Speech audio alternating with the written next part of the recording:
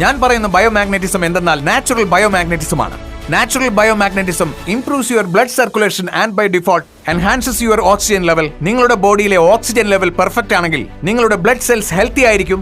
Blood cells healthy ആണെങ്കിൽ organ parts healthy ആയിരിക്കും. Organ parts healthy ആണെങ്കിൽ ബോഡി ഹെൽത്തി ആയിരിക്കും. ബ്ലഡ് സെൽസ് അൺഹെൽത്തി എങ്കിൽ organ parts unhealthy. Organ parts unhealthy എങ്കിൽ body unhealthy. Blood cells dead ആണെങ്കിൽ body dead. ഇത് വളരെ സിമ്പിൾ ആണ്. നമ്മുടെ ശരീരത്തിൽ എന്തെങ്കിലും അസുഖമുണ്ടെങ്കിൽ അതിന്റെ റൂട്ട് കോസ് കണ്ടെത്തണം. നമ്മുടെ ബ്ലഡ് സർക്കുലേഷനും ഓക്സിജൻ ലെവലും കൃത്യമായ രീതിയിൽ പോയില്ലെങ്കിൽ നിങ്ങൾ തലകുത്തി മറിഞ്ഞാലും ഡാൻഡിയ ഡാൻസ് കളിച്ചാലും ഡിസ്കോ ഡാൻസ് കളിച്ചാലും നിങ്ങളുടെ പ്രശ്നം ഒരിക്കലും സോൾവ് ആവില്ല. അഥവാ സോൾവ് ആയാൽ തന്നെ അത് ടെമ്പററി ആയിരിക്കും.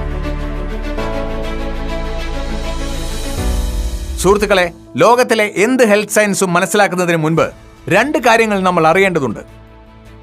അതായത് ബ്ലഡ് സർക്കുലേഷന്റെയും ഓക്സിജന്റെയും പ്രാധാന്യം അറിഞ്ഞാൽ അത് നിങ്ങൾക്ക് വളരെയേറെ ഉപകാരപ്പെടും. മനുഷ്യർ ശരീരം ഉപയോഗിച്ചാണ് പണം ഉണ്ടാക്കുന്നത്. എന്നാൽ ആ ശരീരം നന്നാക്കാൻ വേണ്ടി പണം മുഴുവൻ ചിലവാക്കുന്നു.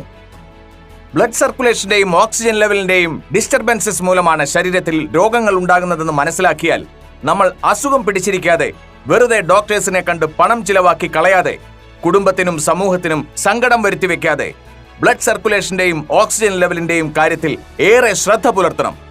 ഒരു ഗുണവുമില്ലാതെ വെറുതെ പണം ചിലവാക്കുന്നതിൽ ഒരർത്ഥവുമില്ല. ഇത് വളരെ സിമ്പിളാണ്. ഓക്സിജനും ബ്ലഡ് സർക്കുലേഷനും കൃത്യമായ രീതിയിൽ കൊണ്ടുപോയാൽ